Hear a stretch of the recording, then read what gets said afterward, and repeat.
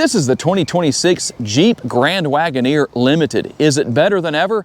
Hey everybody, it's Tom from Vehicle Visionary. I hope you're having a great day. You should notice immediately that the front end has changed. There are some changes to talk about for 2026, including this restyled front end. A little bit more squared off. You're going to notice some changes with the headlight design and with the grille area. It doesn't look like your typical Jeep, such as with the Grand Cherokees and all that kind of stuff. So you can see that this area is very different. You've got the illumination now going all the way across. I hope that's showing up on the screen the way it should. With our upper grille, we're going to have the lower grille right down here. You can see that we have some sensors. Obviously, all those great safety features will be here. Nothing new where that's concerned. And I like that we have a matte finish down here. That's always good on these lower areas of the front end because of the fact that that's what's going to get the rocks and things that come up off the road that can cause damage. Won't show it as easily that way. And another big change right here. You'll notice what's not on the hood anymore. It used to say Wagoneer, now it says Jeep. That's probably more pleasing to potential buyers. Now everything here is going to be LED. Your LED headlights, LED daytime running lights, LED turn signal indicators. We got our lighting element right down here. I really like that. Something that's a little bit different. It doesn't look typical. And you'll notice that this is pulsing this way. It looks animated. That's actually really happening. It's not just because of my camera. Now, if you want rear wheel drive, you're going to have to go with the base. The new trim levels for 2026 are going to be base, limited, and then summit. We're with the limited right here. The limited and summit are going to be four-wheel drive. That's what we have here. We're going to have our 20-inch wheels. And once again, we're going to have a matte finish. So for those who don't like a gloss finish on your wheels, hey, that's going to get the job done for you. We will have the gloss finish on the fender surround and all the way around the exterior as far as the lower area.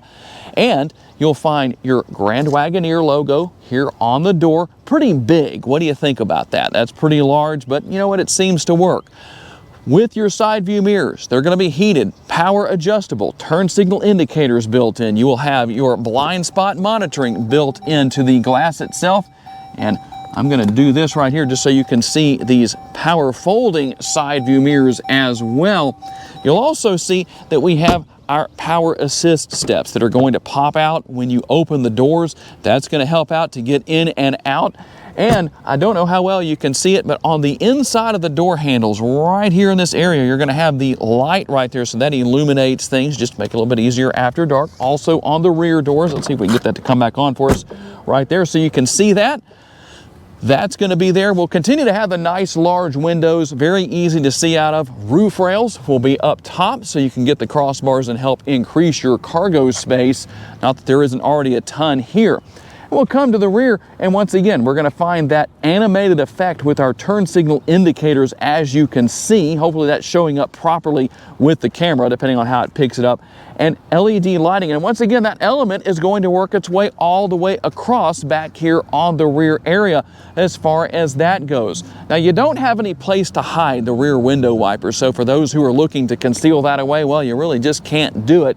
But it's here, it's going to get the job done. No big deal where that is concerned. We work our way down. Here's the way the bumper is going to look. You do have exposed exhaust outlets. You just have to look way under here to see the tailpipe in case you were wondering about that.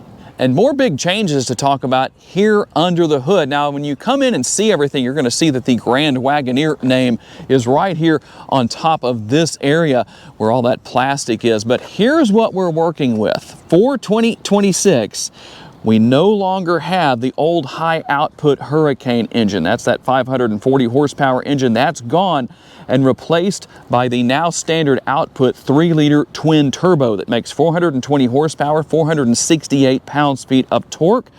And there's going to be an optional engine. It's an extended electric vehicle powertrain, or EHEV, that puts out 647 horsepower and 620 pounds-feet of torque. Now, this motor is mated to an 8-speed automatic transmission, and your 0 to 60 is going to be 6 seconds flat. About 6.2 is what some are saying who have actually done actual tests. The top speed is about 130 miles per hour. Now, we're going to work our way over here to the window sticker. By the way, those changes in the trim level, one more thing to tell you about that, gone is the Series 1, 2, and 3, just to kind of simplify things. Now, I know you're not going to be able to see this. I'm going to have to tell you what it is. MPGs, 17 city, 23 highway, 19 combined, and 5.3 gallons of gas per every 100 miles driven. And you're going to have a 26.5 gallon gas tank. It will have capless fuel fill, in case you were curious about that. On a full tank of gas in the city, you should be able to drive about 450 miles. Out on the highway, that number jumps to 636 miles. And here is your key fob. No real changes where that's concerned, but it has lock, unlock, remote start. The panic button is there. And via the button right here, you can pull out this mechanical key. If the battery in this key fob dies, or the battery in your Grand Wagoneer dies, you can use that key to get in on the driver's side door. Now, there's a couple of different ways you can gain access to your cargo space. Number one, the button on the remote. There's a button on the interior. There's a button right here. Or you can just kick your foot under the bumper, just like that, and it's automatically going to open. Your max towing is 6,030 pounds. It gives you that extra 30 pounds. And how about your cargo space? Let's talk about what we have where that is concerned. Behind the rear seats, we're looking at 27.9 cubic feet. If you lower the rear seats and have the middle seats up at 70.8 up to 116.7 cubic feet max. There is a spare tire located underneath the rear of the vehicle. We're going to have the extra space right here. I like the fact that when you raise that floor up, if you need to get whatever's in there out, it stays in place. That's nice to have.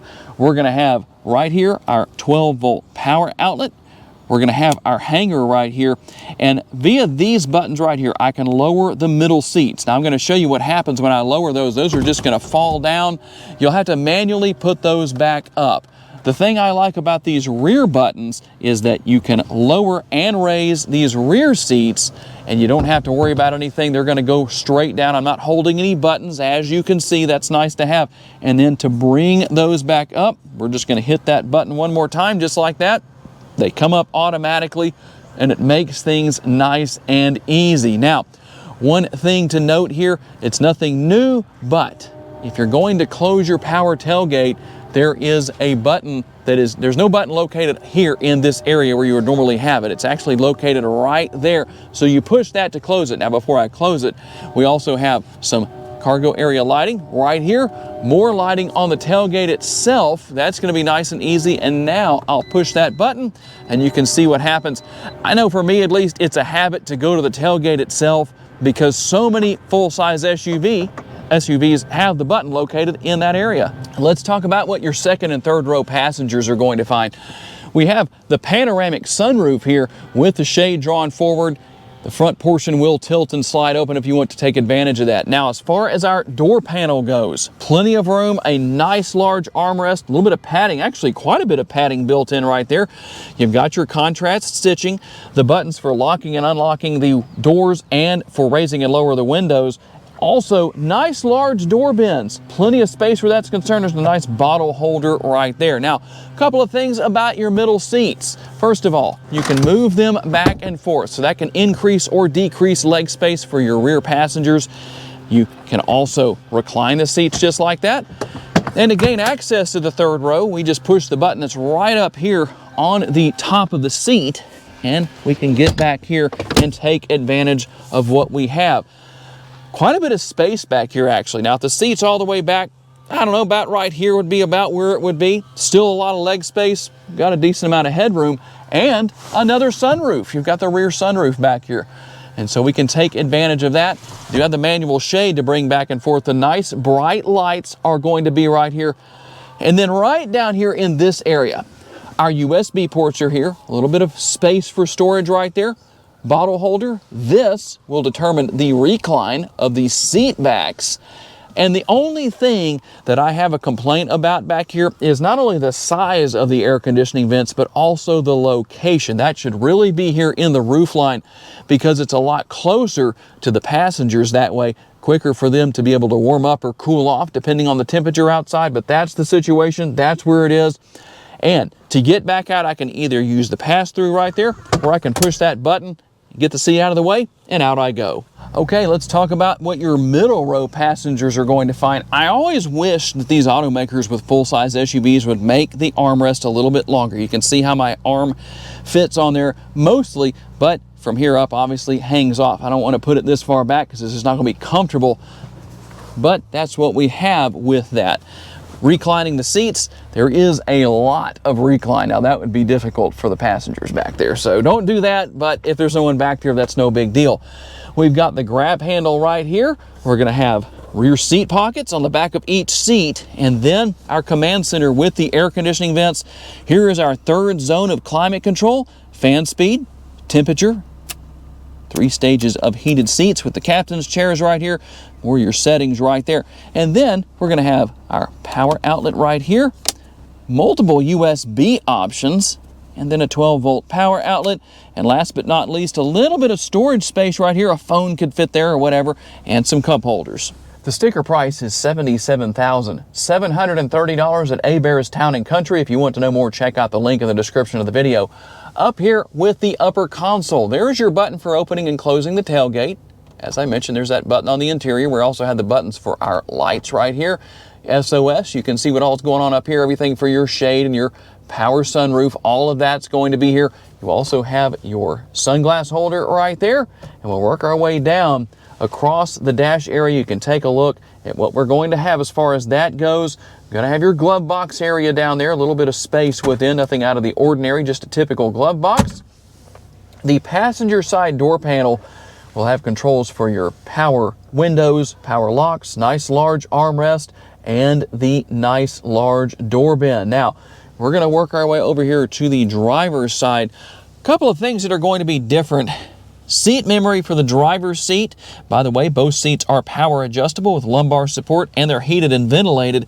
And here are the controls for your power mirrors. Now, if you're wondering how I made these mirrors work, I actually had to turn that all the way around, and then you can see where it's pointed right there to make those power mirrors actually fold, in case you were curious about that. We can lock and unlock the windows, as you can see, your door locks here.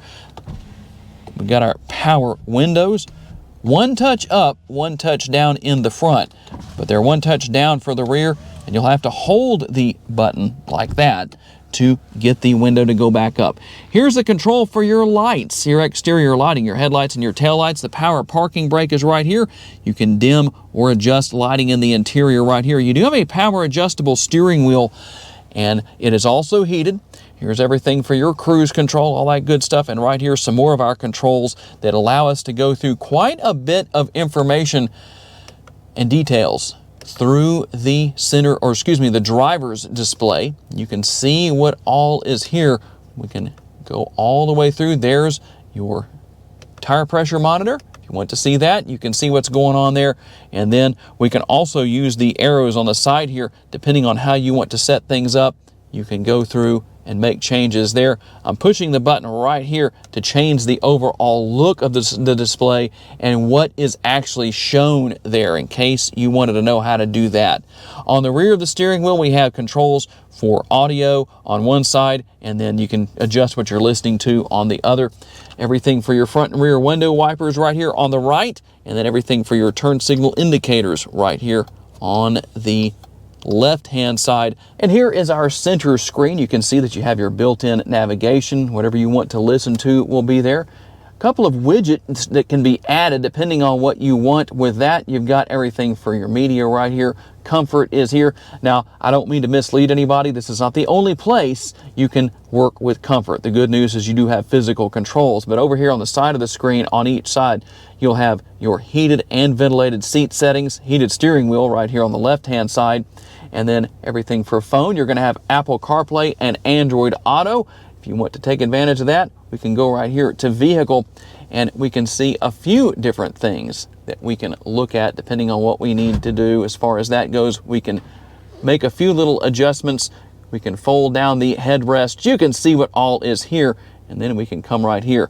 Now, this is something I didn't talk about earlier. That was actually something you likely saw in the roof area, in the back seat area, so that you can see what's going on with your passengers in the rear, whether it's kids or adults. Either one can work. And then we'll come right back here. We can go to our camera settings.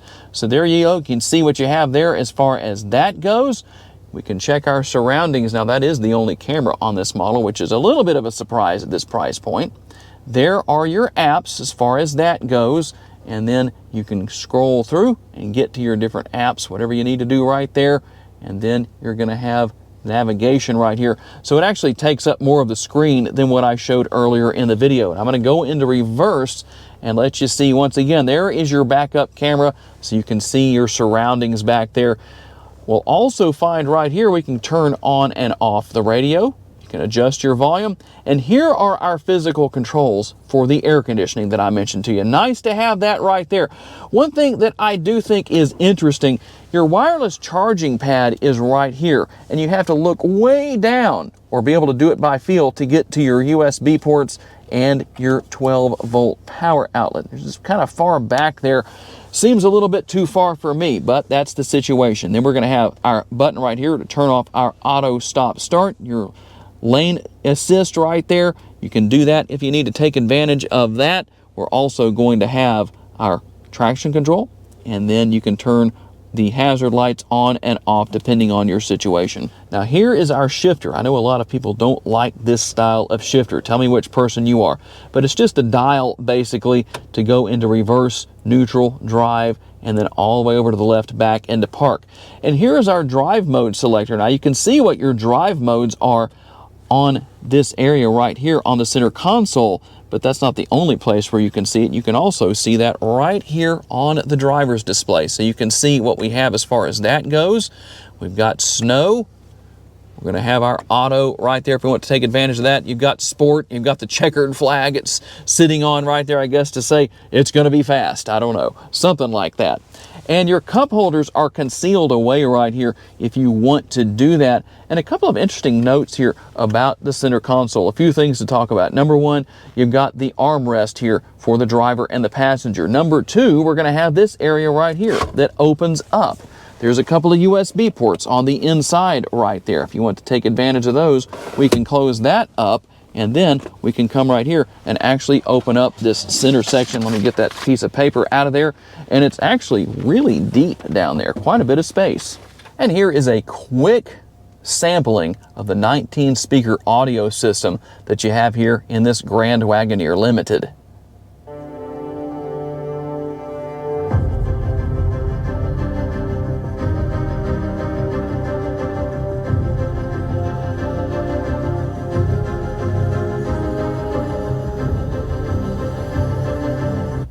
I hope that sounds as good for you through my microphone as it does in person. It does sound fantastic. All right, here we go on the test drive with the Grand Wagoneer.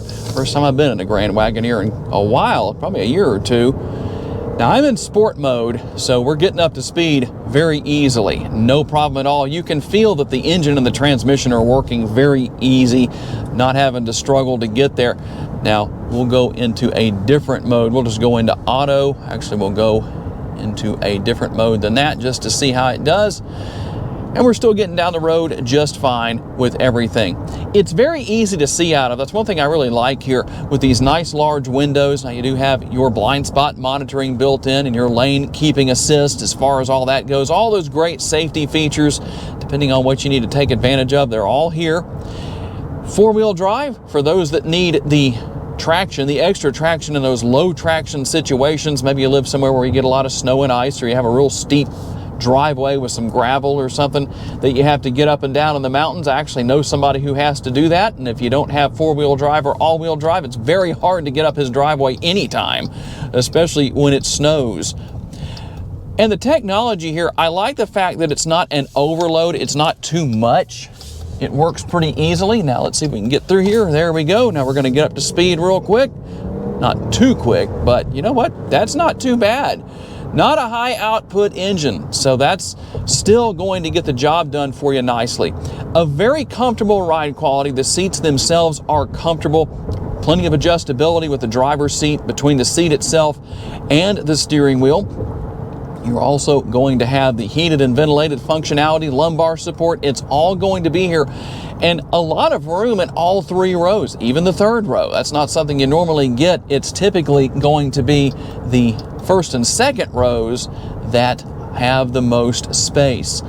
The brake pedal and the gas pedal, easy to manage. It does seem to me that the brake pedal seems a little soft for me, but that doesn't mean it's going to be that way for you. And kudos to that driver you saw that we just passed that turned their blinker on. They actually just made a U-turn.